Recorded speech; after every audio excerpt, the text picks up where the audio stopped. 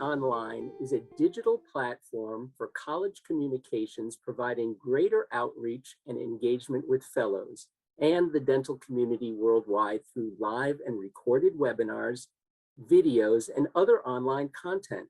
ICD Online offers innovative means for connection, education, and research in an increasingly virtual world. This ICD production is brought to you by the ICD Understanding Antimicrobial Resistance Program. Attendees will have the chance to earn 1 continuing dental education credit through the Academy of General Dentistry. The ICD Understanding Antimicrobial Resistance Program aims to disseminate critical information on antibiotic resistance and appropriate use and prescribing to ICD fellows, oral health workers, and patients globally to help spread awareness and educate.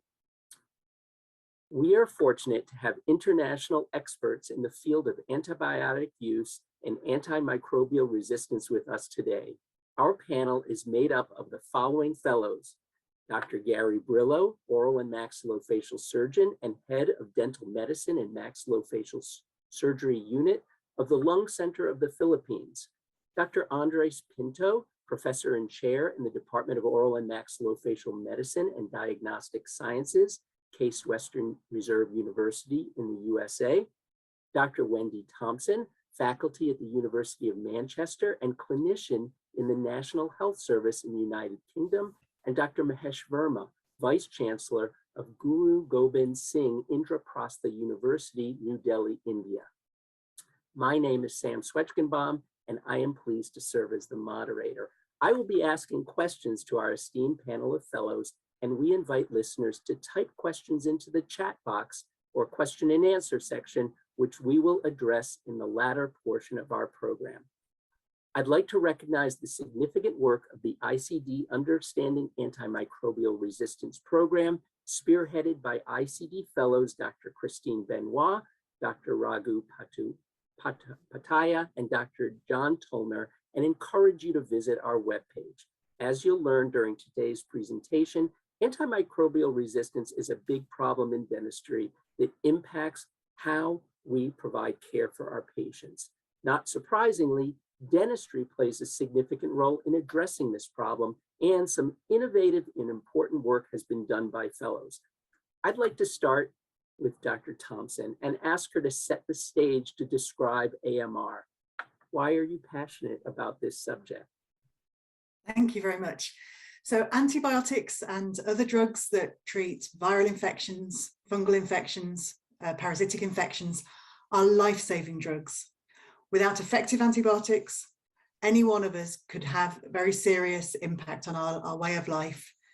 Antimicrobial resistance affects everyone. It affects you, me, your friends, your family. We all have a role in tackling antimicrobial resistance. Without action now, we're told that within 30 years, more people will die from infections than die from cancer. And that's stark. Within 30 years, you think about going back 30 years, what you were doing, and it's alarming. More people will die from infections. And it isn't just dying from infections that's the problem. Antimicrobial drugs are the cornerstone of modern medicine. Without effective antibiotics, we wouldn't be able to have those operations that we can currently have safely. Treatments for cancers, which require us to be immune compromised, treatments for organ transplants, for example. So can you describe for me, what does it mean, antibiotic stewardship? Yes, so there are a number of ways of tackling antibiotic resistance and antimicrobial resistance. We can, for example, spread awareness to our patients, our family, our friends, so that they understand the problem. We can prevent infections in the first place. As dentists, we're very good at routinely teaching people how to reduce their risk of toothache and infection so that they don't need antibiotics at all. But stewardship is a third prong of that. It's something quite specific, and it's about optimizing the use of antibiotics. So it's using them only when necessary and when appropriate. Thank you. And I'd like to turn to Dr. Brillo. Why do we prescribe antibiotics? What do you see out there? Antibiotics is always a part of our management for patients, specifically for infection. So first and foremost, we have to identify if the situation you're in or the case you're handling is focusing, it's basically an infection, as mentioned by Dr. Thompson. And aside from that, of course, we have to have this knowledge, basic knowledge of what particular stages of infection we're handling, how severe it is, and what particular antibiotics also necessary for that particular case. So mainly it's part of our management for infection as a dental practitioner. And when, and again, anybody can chime in, but when you think about sustainability, I heard that term, Dr. Thompson, you had used that when we had a conversation. What does that mean? Yeah, I can talk to that if you like. I wrote out, especially for this event that you might ask me, the United Nations and World Health Organization have produced a joint piece about how antimicrobial resistance fits with the United Nations Sustainable Development Agenda. It means meeting the needs of our present time without compromising the ability of future generations to meet their needs. So it means making sure that antibiotics work for our children and our children's children into the future. Thank you. And before we move on to the next set of questions, any others of our panelists, any comments about antimicrobial resistance? Thank you, Dr. Pinto, please. Thank you very much. I think dovetailing Dr. Thompson's comments on the SDGs, these are guidelines that were drafted for, I believe, 2030. Is that correct, Dr. Thompson? In terms of human development, this is one of the, if you recall, it was preempted by the 2015 economic development guidelines and targets, which, by the way, were missed on the most part, but that's another topic. But now we're putting humans first and putting our future generations' wealth first. And as we'll see across this hour, this is a really dramatic worldwide position and global position in terms of the public health effect of antibiotic resistance, and certainly highlighting the importance of having adequate, as my colleague mentioned, stewardship of our privilege to prescribe these. Thank you.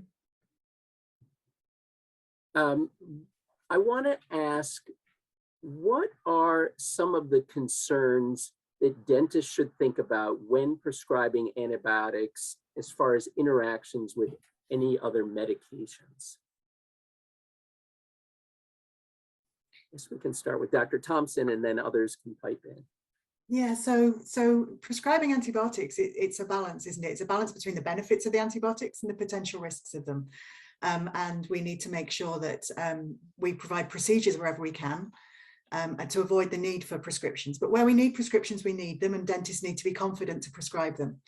And the kinds of interactions might be with other drugs. And for example, I know that there is sometimes a concern about birth control pills and unintentional pregnancy. And whilst that may not be a direct interaction, it may not be an interaction with the drugs, but it may be to do with the outcome of those of the antibiotics causing a GI tract disturbance, which then means that birth control pills don't stay within the lady's system long enough to act. And then for a week afterwards, she's still not fully protected by the birth control pills. So there is, it is important to remind people when they're giving an antibiotic, when giving a woman of childbearing age an antibiotic, to just remind her to take extra precautions and that her birth control pills may not work, even though she's not aware that they aren't working. The kinds of things, the risks of GI disturbance, you know, the C. diffs of this world, you may want to get others to talk about, they may know more about it than me, but there are very serious side effects of antibiotics, which we all know about. We know about anaphylaxis and C. diff and chronic kidney problems as well. Yeah, I had a good friend whose father had a very serious episode of C. diff. I guess I'll turn to Dr. Pinto. Have you worked with patients who've had C. diff? How can this happen, and how can we best avoid it? Of course, this is a condition that if you practice dentistry, you will encounter it. It's not if, but it's when. And as I tell my trainees and our dental students, it's our responsibility to counsel patients about potential GI effects of any antibiotic. It doesn't necessarily have to be a very common one that we probably already know about. Any antibiotic has a risk, some greater than others, but has a risk of both C. difficile and the acute renal injury that was commented by Dr. Thompson before. And certainly, yes, I've encountered a handful of those in my career. You know, we try to preempt it as much as we can, both with education and also education, patient education about symptoms, provider education about reports from patient feedback that we may use as red flags, and certainly education in terms of, you know, what to do is seek care about it. A lot of our patients will go with a GI distress for a couple of days, 3 days before they seek care, and that's the precious time lost from treatment. So it's critical to tell the patient a problem might happen, and if they notice anything, to report it and do something about it. Yeah, absolutely. It's consenting our patients before we treat them. And it's very easy to remember to consent them before we take a tooth out, but people often forget to consent them before we give an antibiotic. But it's equally important. It's equal care that can have an even worse outcome than taking a tooth out, actually. Yeah, no, that's what happened to my friend's father. I'd like to talk with Dr. Verma. I'd like to ask you, can you describe in your oral surgery practice, how do you use antibiotics, or how do you try to avoid using antibiotics? Can you share what is your experience? Yeah, I know. I think it's a very pertinent question. You see, we all know that oral surgical patients which come with infections are primarily odontogenic infections. And, you know, we are not able to diagnose whether it is periapical or it is, you know, it is much deeper. Because, you know, I think the key is to differentiate pulpitis from cellulitis. Because, you know, the situation which is requiring antibiotics are very few, very far and few. You know, the clinical situation that require antibiotic therapy, you know, which is empirically are very limited, and only situations like cellulitis, pericoronitis, or if there is an abscess, or there is a necrotizing ulcerative gingivitis, or there is some facial cellulitis, I think only then you know, one should be going in for antibiotics. And most of the other condition can be managed by symptomatic treatment, by like analgesics. I want to share my experiences here at the dental school. That a lot of my patients would call up. You know, in India, the access is very common. They will call up at odd hours and they say, I have a toothache or I have some situation. Can you prescribe me a medicine? And, you know, my usual answer to them is that the dental treatment can only be, the dental ailment can only be cured by a procedure. It cannot be done by medicines. And if it could be done by medicines, then the physicians only would be treating dental diseases, and there would be no dentist. So I think the key is that we understand that what is the cause. We got to remove the cause because that's very important, and the source, and then decide if it needs antibiotics, what would be the type of antibiotics, and what would be the regime of the antibiotic, for how long, if at all, we need antibiotics. And usually pulpal infections, periapical infections, they don't need antibiotics, and only very few cases we need antibiotic prophylaxis. Thank you. Okay, thank you. And Dr. Brillo, anything to add on that? Again, I wanted to emphasize the need for us, again, to relearn probably to when to use antibiotics, which is basically based on a potential infection or current infection. As Dr. Verma mentioned, in surgery, they can be managed in two ways, surgical and pharmacological. So most cases, some doctors would just initially, obviously, we manage it pharmacologically first, but there should be a surgical intervention in order to resolve because surgical wise, we have to again remove the source and drain the infection so that it complements both. We end up often some situations we just depend on pharmacological management to the point it has a tendency to recur, and that probably is the issue there, wherein we constantly prescribe antibiotics at the end. We no longer justify the prescriptions that we give to our patients. So there has to be a purpose for that prescription.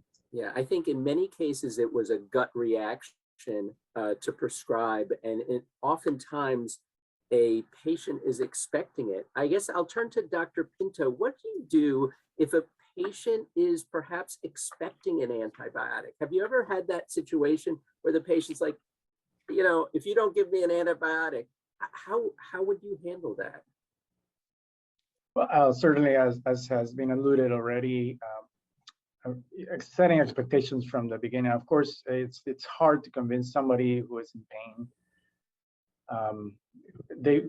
Patients usually want one-step solution for their complaint, and the key here for us in our profession is to differentiate the source versus the site of pain, or the source versus the site of whatever we're looking in the patient.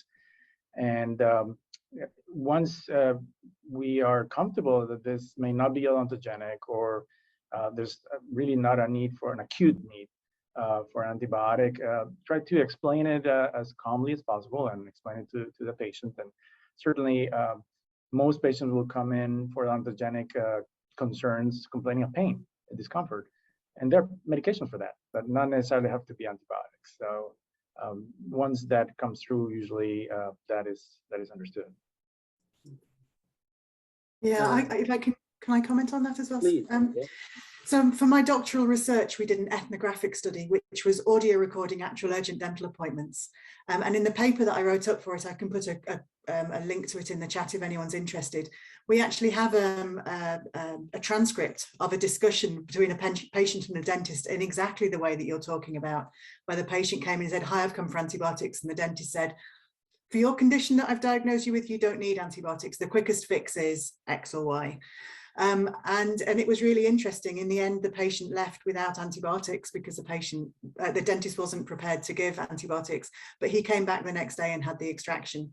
And when I did the follow-up interviews to understand why that was going on, he said that he'd been told a number of times before by other dentists who'd just given him an antibiotic each time that, you know, really you need to have this tooth taken out, but we'll buy you some time by giving you an antibiotic. And he just kept buying time, and he wasn't, all the time he could do it, he was trying to avoid the extraction, but he knew it would have to happen in the end. And when this dentist said no, all he needed was just the time to get his head around it. He knew by the time he left that appointment that that was going to be the answer. And we need to understand that, you know, it's okay for the patient to decline treatment, but it's also okay for us to decline to provide something that isn't appropriate. For pulpitis, which is an inflammatory situation, it's a little bit like a patient coming in with a sprained ankle and asking for antibiotics. You know, no one would dream of giving an antibiotic from a sprained ankle. So why do we for pulpitis? That's about managing the patient and their expectations rather than managing their condition. I'd like to turn to a question we get frequently. Is the patient reports allergy to penicillin, which often will shift us to prescribing something else, something that might be a little stronger, or, you know, create potentially not good antibiotic sustainability. I guess I'll start with Dr. Brillo. What is your approach when a patient says they're allergic to penicillin and you feel you need to prescribe something? First of all, probably the best thing to do is to confirm if the patient is really allergic to penicillin. Although they would have a history of treatment wherein they ended up with some form of allergy. In my experience, sometimes it's not even the antibiotics. It could have been simple latex allergies, to the point they would immediately conclude it was the antibiotics. So I think a best practice would be just to eliminate the tendency to prescribe something stronger or something different. It's best to confirm first if the patient is really allergic to penicillin. I'm mentioning this, Dr. Sam, because it's a trend that with the basic penicillins, if they claim to be allergic, the tendency of other doctors is immediately conclude and use the reserved drugs that's supposed to be having a specific function in terms of management of infection. Probably confirming the condition, if they're really allergic to this medication, is the best. Any other, Dr. Verma? Yes. Yeah. I want to share that, yes, I know that only just about 10% patients suffer from penicillin allergy, and we do treat them with alternate medication, as Dr. Brillo said.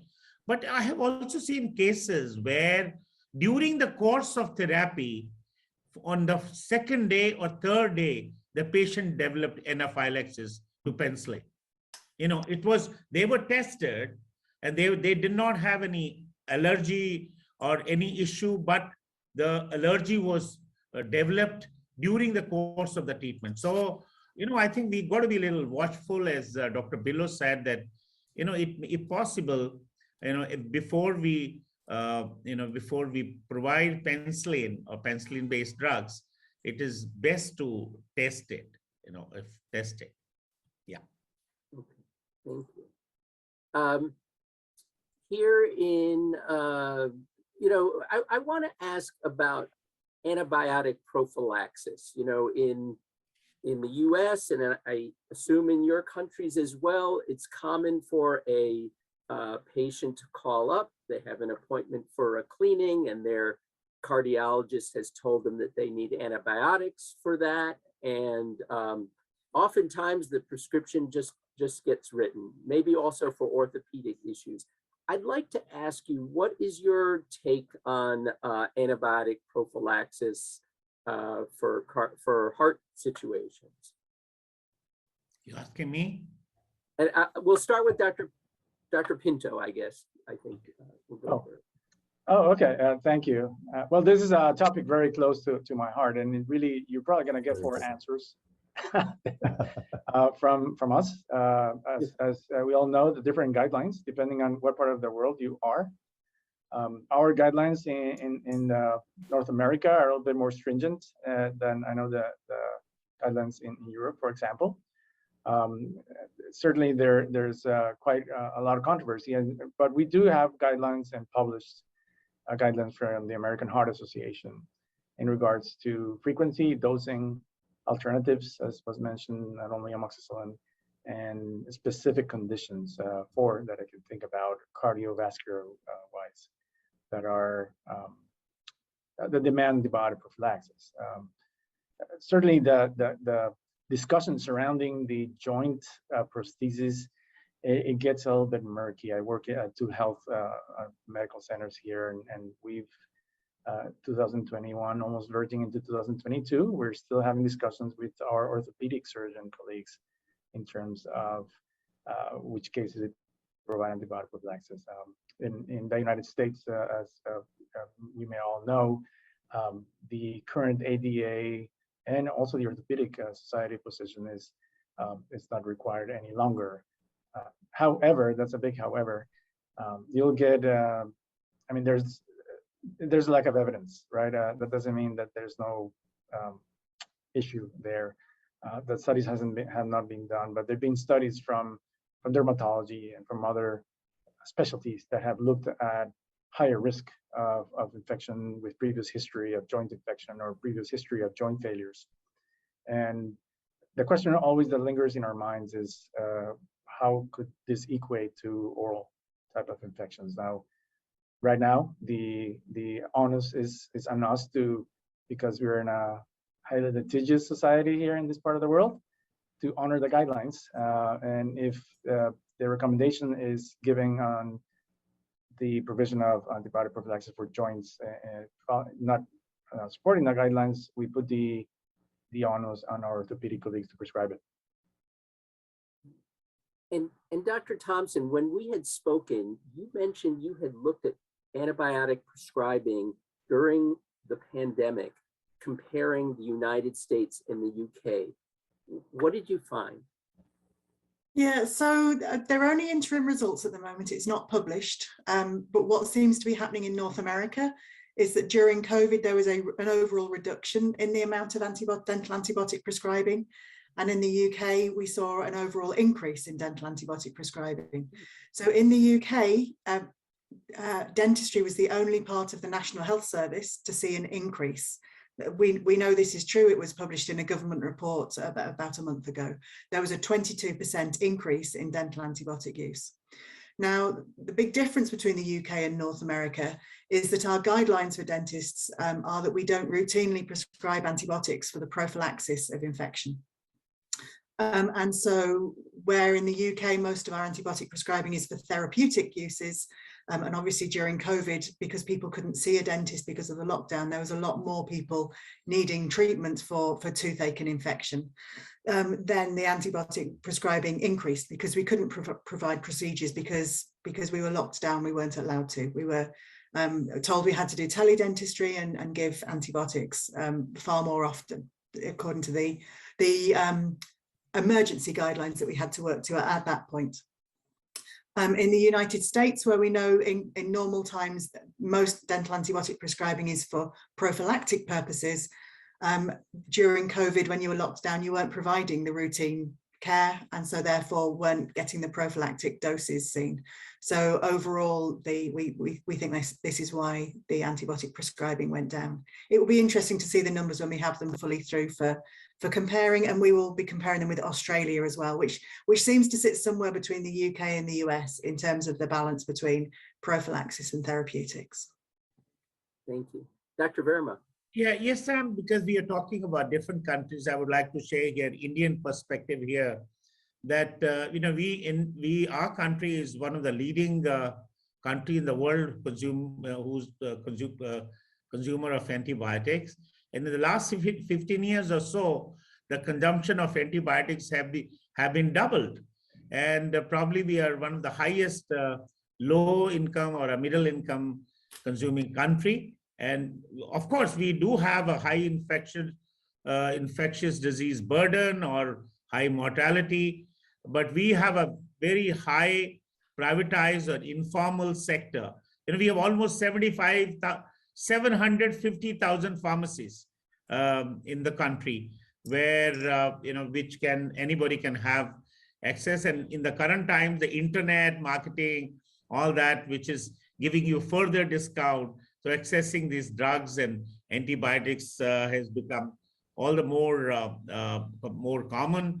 And there are reasons for it, because there are far-flung areas, rural areas, have no access to doctor. So just go to a pharmacy who would be the first point of contact, giving them medicines. And, the going to a doctor is expensive. So they would rather go to a pharmacy and, look for so there are many reasons for it, but I just wanted to share the Indian perspective when we are talking about Australia, UK, and US. Yeah, we never thought about that. So if somebody can access antibiotics directly from a pharmacist, then the burden is on the provider is education. But if people aren't going to providers, then that creates a big challenge. It's almost like a public health initiative is needed regarding education. Okay, I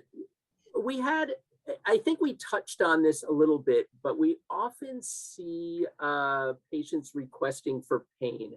Are there situations in endodontics where antibiotics are appropriate, either before treatment or after treatment? Or if the tooth is opened up, is it just not a necessary thing? And again, I don't know of all of us on the panel who might perform root canals, but is anybody able to talk about that? I can talk about the UK guidelines on it.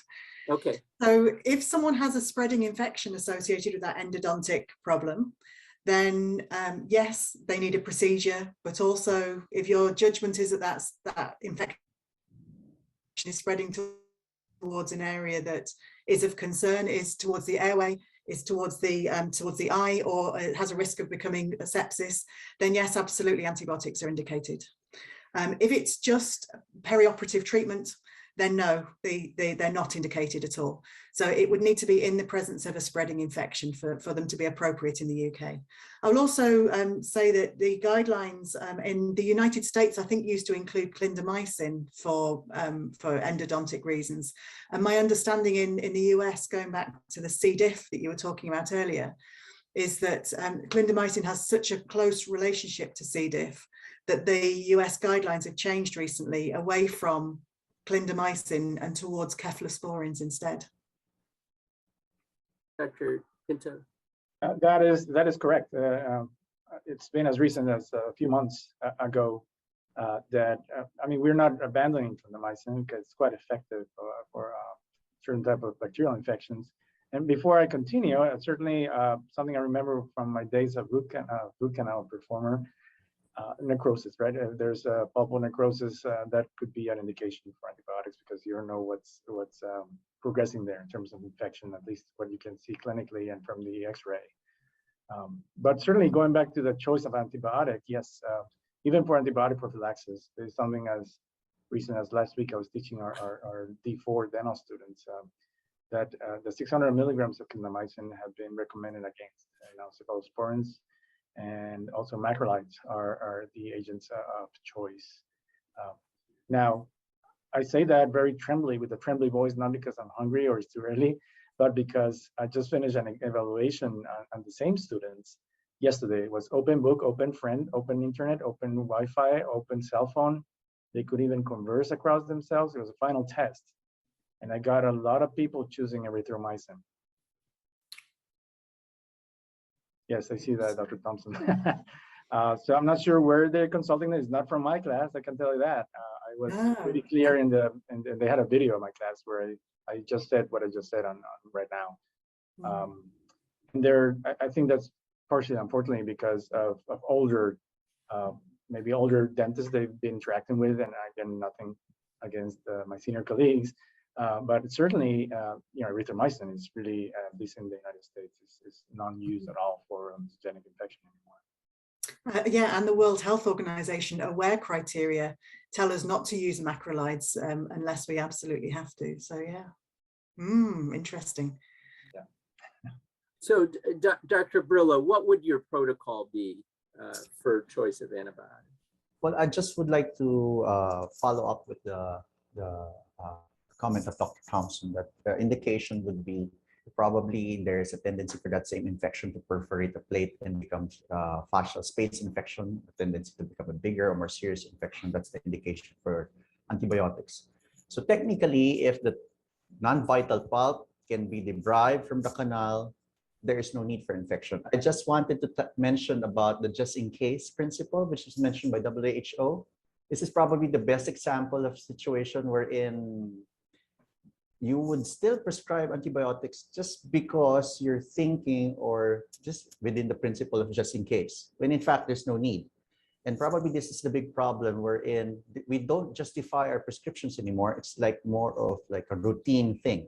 Even if there's no need for antibiotics, we just give them prescription just in case. This is a best example in endo, where in most cases probably doesn't require one, especially if it's a controlled and it's a condition that can be debribed easily.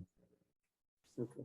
And the harm of the just in case is that the patient's potentially going to take it. Yep.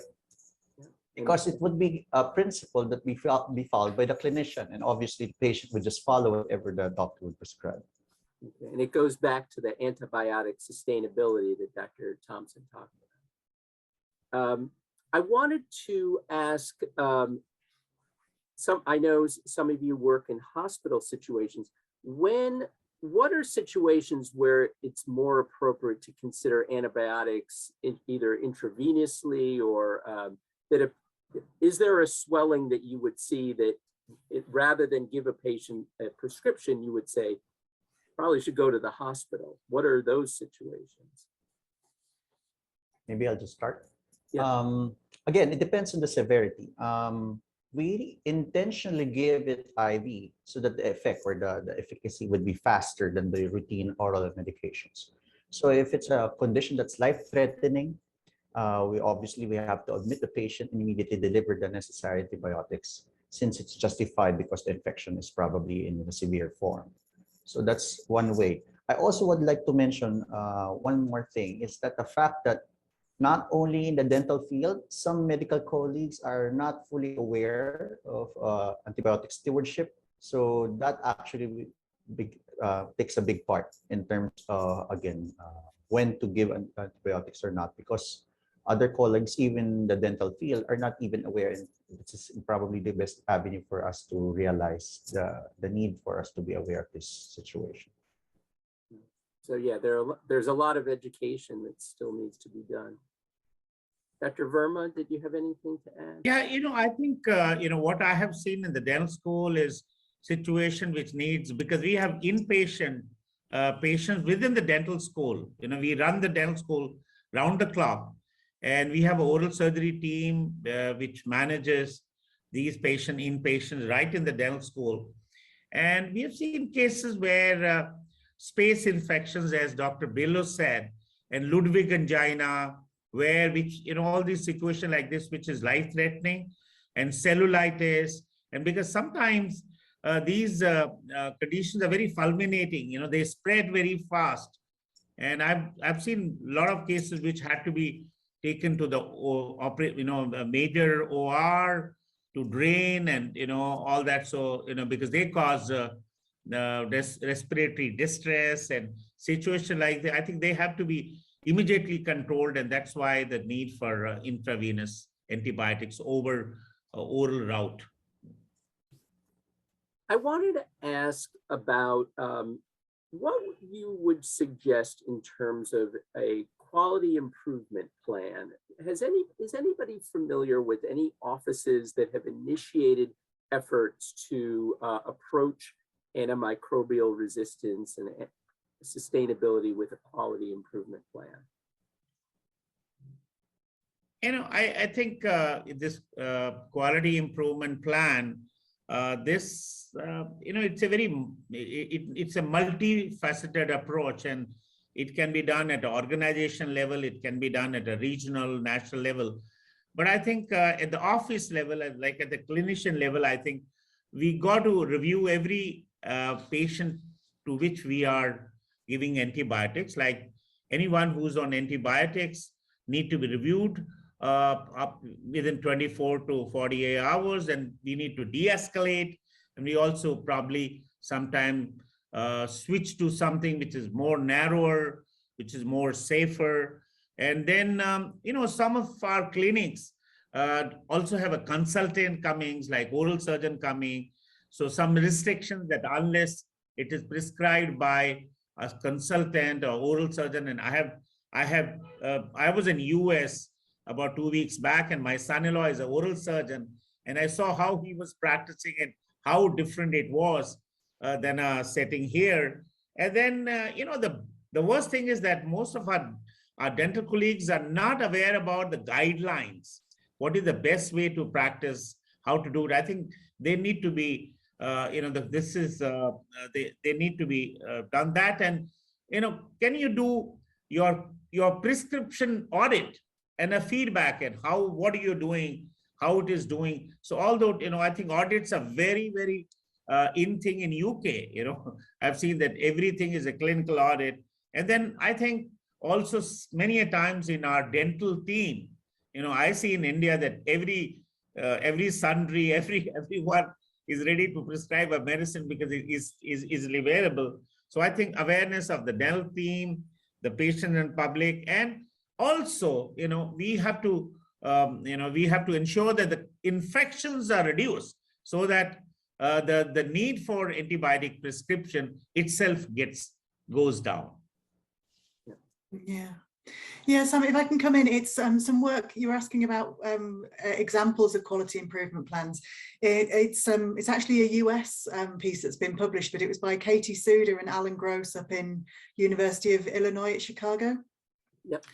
And they used the CDC approach for structuring an office. It was within the university teaching facility, I believe, the dental clinic there. And it was a top level commitment coming all the way down through the I think it was probably the medical school context, but it was the top level making a commitment, and then individual clinicians within the team having training and making a commitment to optimize their prescribing, and then, as Mahesh talks about here, auditing what they're doing as well, and it was a combination of all of that. Did show a reduction, and there's work on a similar nature. It didn't include the top level commitment, but it in Wales from maybe 15 years ago, which showed the same thing. What we haven't seen from any of them is whether it's a long-term reduction or whether it's more to do with the what's it called, the effect when you're watching somebody and the people reducing. Hawthorne. I missed what you said again. Hawthorne. Hawthorne effect, or yes, yeah, the Hawthorne effect. That when someone's being watched, they change what they do, and so it's unclear whether that's whether the effect that we're seeing in the studies is long term or just short term. But that you can definitely see an effect, and this is one of the reasons why the FDI has just made a national dental associations pledge. We've got 58 national dental associations signed up to it so far, trying to get that top level commitment, saying to dentistry, we have a role in this. You know, people can always assume that it's someone else's job to, you know, it's agriculture's fault that we've got high levels of antibiotic resistance. It's the GP's problem. It's everyone else's problem other than ours. But we have a role as well, and it's our patients. It isn't about their teeth, it's about their overall health, and this is absolutely classic for the mouth being part of the body. This, you know, oral health is health. It's that message. Any other comments about that, Dr. Pinto? Yeah, if I can add, absolutely. This is very refreshing. Actually, it comes really back to accountability, right? At either a personal level, practice level, or institutional level, and we are a little bit behind, a couple of decades behind our medical colleagues in this sense, because we don't like to be audited as a profession. Certainly, this changes in the UK. Of course, you guys with the NHS, it's different, but it's still in some parts of the world. We just like, what are you doing here? And really, it's improving our care that we provide to our patients. And similar to what is done with morbidity and mortality sessions, we do those in our specialty training, where we haven't killed anybody without prescriptions, but we make errors. I've been practicing 20+ years. Yes, I still make errors and prescribe things that possibly shouldn't or not, or cause some pretty bad effects unrelated to what I was prescribing it for. And it's human, right? And that's how we perfection our profession. And more than that, we increase the effect on patient care. And certainly that's, as Dr. Thompson was alluding to, that's really connecting the body to the mouth, and certainly using analytics like it's done in healthcare systems. Whenever I prescribe in my hospitals, I get queried from the electronic health record. Why? What dose? Are you aware the patient is taking this? And if you're override, you have to write why. And that gets stated there for the future, if you overrode it with a valid reason or not. So certainly these are very well good described points of discussion. And it has to come from a top-bottom approach, I think, rather than the opposite, because it's easily implemented, and certainly sustainability, as many things, is in question still. Okay. I'd like to ask, I know we're still in the pandemic, I'll ask one of you, maybe Dr. Brillo, during the pandemic, any unique perspective in what you've seen in the Philippines in terms of antibiotic prescribing as relates to the pandemic? Okay, during 2020, where the peak of the severity, probably the condition or situation regarding COVID, the national organization, the Philippine Dental Association, together with the Department of Health, coordinated certain guidelines for all dental practitioners, wherein initially we were only allowed to treat those that are of emergency situations or conditions and acute conditions. So as mentioned a while ago, I believe it was Dr. Thompson, most were dependent on virtual consultation, then initial, of course, prescriptions of antibiotics for those infections. But since we were given the go signal to manage acute conditions, I personally were still addressing fascial space infections, severe infections. So we practice basically of dentistry here in the Philippines were limited to emergencies and urgent conditions. All the rest were just allowed to wait for a relatively safer situation, to the point when we see patients a year after, 2 years after, you would see acute conditions like those patients who had braces who never had seen their orthodontist, where their gum problems started to worsen. And probably some of them were requiring, or the clinicians were forced to somehow prescribe some antibiotics. I just hope they were all justified. And that's basically the situation during the COVID. We're about to turn to questions from the viewers, but Dr. Verma, I just wanted to ask you, do you have any recommendations for research in this area? I think, yeah, a lot can be done. Again, at the individual level or, at a bigger level. But I think primarily the research that what is the pattern of the antibiotic prescription and what is the resistance pattern, how do we segregate inflammation and infection using certain diagnostic tools, and what is the evidence which can tell you where is infection and where is inflammation, and then why do doctors prescribe? Why do they, their behavior, and why patients use it? Because patients also have certain misbeliefs. In India, we have patients who think that unless they take antibiotics for a couple of days, that the malady, the disease will not go away.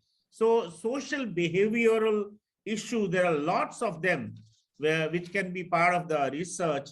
And then, there can be duration of antibiotic therapy, prophylactic use of antibiotics, studies about that, correct estimation of drug-resistant infection. We don't know, all those areas. Studies about AMR surveillance for dental infections, and study about rapid and specific diagnostics to reduce unnecessary prescription. Because if we have something where we can immediately find out whether it is an infection or inflammation or infection which is fulminating, I think we would not be prescribing antibiotics. And then, of course, new molecules and using technologies to, try drugs which are very focused, targeted, so that all the existing drugs can be repurposed. So there is so much to do in this area. And I think the best thing we would ever do is to bring about education and awareness, because I see all around, people are not aware, and they are prescribing antibiotics left, right, and center. Thank you very much. Okay, so we're going to start getting to questions that we've received. And this is very common, I know, at least in the United States. How should we deal with orthopedic surgeons who insist, despite current guidelines, upon lifetime antibiotic prophylaxis for patients with joint replacement? I'll address that to Dr. Pinto, because you probably see that here in the United States. I think most of our colleagues in orthopedic surgery are open to engaging in a discussion. To move their opinion is tough. Certainly, because of their day work, and they rather just give the antibiotics at this point. And probably some of them who have shared experience with, they have anecdotal cases where they had a joint failure for intra-joint infections, and perhaps the culture came out with some of the bacteria that are oral inhabitants. That doesn't mean that there's a causation there. But regardless, I think, again, using the reasonable use guidelines and the position published by the ADA and the AOMS, the orthopedic surgeon group in 2015, it's a good starting point. And certainly, if you, again, in the United States, if you prescribe it, you're liable. So again, we get to we agree to disagree type of position and have their staff or themselves prescribe antibiotics, not ourselves. Okay. The next question, I think we discussed this one, but is clindamycin still indicated for endodontic infections? I guess, Dr. Pinto, I'll go back to you on that one. I'm not familiar with the endo guidelines here. Certainly, we because of the possible microorganisms and anaerobic and whatnot in that part of the apex. Is that the first line of therapy? Probably not. I would say maybe a little bit of a broader antibody, less risky in terms of the not only of the C. difficile but other interactions that you can have with clindamycin. And certainly, you know, this is we teach it as boxes of truth, and really life is murky and always many times gray. So it's a clinician decision at that point. How severe the infection is spreading. Is there, as was alluded by my colleagues, Dr. Brillo and Verma, is there a space infection or not? You may have to. But again, if it's not an infection, if it's just inflammation, it does not play a Correct. role. Correct. Okay. We have a question here, open to anybody. How do you feel about intraoral or extraoral application of heat as a treatment modality? I think, you know, we've been using heat for a vasodilatation, for a more supply of blood to the affected part and, you know, to take care of the inflammation. So, I mean, it is one of the physical ways of treating trauma or injury, which is mild, where there is no break in skin, or there is no you know, break in mucous membrane. So it has been done, and you know, we've been using heat for TMJ. I've been using heat for some other kind of ailment. So I think it is, but it has no match with the antibiotics. It is only a physical, and it is. I don't think it can replace antibiotics, or it is a substitute for antibiotics. But certainly it does have a place and scope in some of the areas where you must have seen in physical rehabilitations and you know, some of these orthopedic, post-orthopedic condition where they use physical heat, and they also use some other forms of you know, methods also to like physiotherapy, occupational therapy. They use wax, they use hot wax, they use cold wax. So they use you know, thermal medium through many ways, and it does you know, it does help. Interesting. Okay. We have a question. What if a patient starts to show signs of an allergic reaction, hives, itching, or redness? What should the dentist do? Is there an appropriate dose of an antihistamine? I guess I'll turn to Dr. Brillo. Have you ever had a situation where a patient's had an allergic reaction in your presence, and what did you do? Okay, let me share my experience every after surgeries. For example, the most two common medications we often give is an anti-inflammatory, an analgesic, and an antibiotics. So if they do have reaction, although we could always rule out if it's local, if it's a local procedure, local anesthetics could also be a factor that's causing the anaphylactic reaction. So since it's or you're starting to have signs, initial signs, you know, the first thing that probably I would recommend is, aside from giving medications, is to, because I have a patient, I have experiences of patient initially having signs of allergic reaction only to find out it's already starting anaphylactic reaction.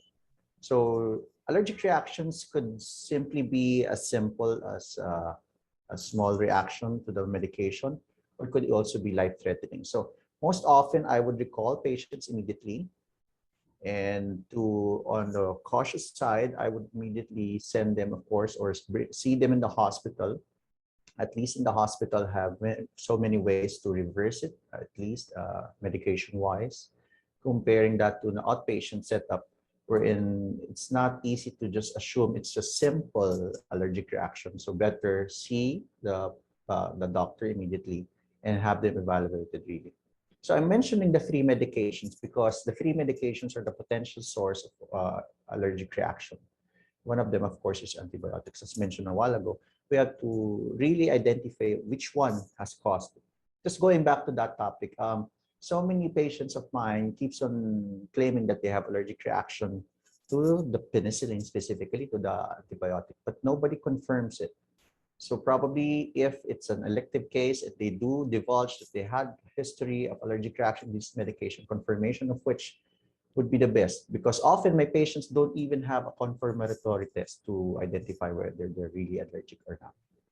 And would that be an allergist, or could you send a patient just to their primary care physician, or how do you get that assessed? I normally send them to an allergologist to have them confirm regarding the condition. We have a question here. This is from an administrator of a dental board who may review a complainant record and see antibiotic prescription without a consent form. We would consider this a teaching moment for doctor remediation rather than taking a punitive approach. Do you agree? So I think the question is how, in a dental board situation, a complaint comes in and we don't see consent. How can we help that dentist? Is there information we can provide? Are there guidelines on consent for antibiotics that you would suggest? Is this a US question? I don't recognize the terminology dental board. Yeah, it's a US question. This would be if a complaint has come in to a state about a dentist. Okay, because in the UK, we would never, it would be very, very rare to see a consent, even verbal consent, certainly not written consent for an antibiotic. If I may, I think for a case such as this, certainly documentation, right? Documentation of consent. I don't think we have formal printed consents for antibiotic, but documentation that patient must provide with the information regarding the antibiotic side effects, and enlist the side effects in your note, and that he or she was provided with a 24/7 type of access number in case they develop any of these symptoms, and to interrupt the antibiotic immediately. So I agree with the proposed approach to this. However, this is reactive, right? So this is a reaction to a complaint from a patient who hopefully did not have a serious event, which is probably the reason of complaint. Certainly, we probably should look more earlier in the process in terms of education, as Dr. Verma has alluded to before. And why did they get to this point? Is it a documentation issue? Is it our colleague being unaware of the guidelines, or other issues that could have taken to this pathway? And the question I have here is based upon current science. If we are going to prescribe something, say somebody does have a cellulitis and we are going to prescribe, what is your choice of specific antibiotic, dose, and duration? Actually, that's a good question. If you could talk about duration. The tradition has always been, yeah, write it for 10 days or a week. What's the duration if you're going to prescribe? Dr. Verma, do you want to start with that? You know, I think, of course, I'm not an oral surgeon, but I feel that cases like this have to go through a culture sensitivity. And if we determine what is the causative agent, then the dosage and the the type and the dosage or regime can be made out that this could be for this per day. And then if we are not doing that, then I think we need to review the case that we suppose we started the antibiotic, and maybe after 2-3 days we review it and we find the patient is stabilized And in that situation, we can not only continue the same high-end antibiotic, we could go in for something which is more narrow spectrum, or something which is more, if it is IV, we can go switch to oral. And if it is broad spectrum, we can go to narrow spectrum. So, we can do that, and then we can de-escalate, we can taper it off like we do it for steroids. So that's my feeling, that not necessarily because we just arbitrarily give antibiotics for say 5 days or 7 days. And in India, we do have a system where, in mild cases, we just give it for 3 days, and only in severe cases 5 days, and only if after 5 days also symptoms don't resolve or the infection still persists, then probably for a week or so, 7 days or so. But it's very unusual to give antibiotics for 10 days here in India. Yeah. Thank you so much. Folks, I can't believe this. Our hour is up. I want to thank everyone for joining us today, and we look forward to seeing you at the next ICD online event. All attendees will receive 1 continuing dental education credit, which will be emailed within the next 10 days.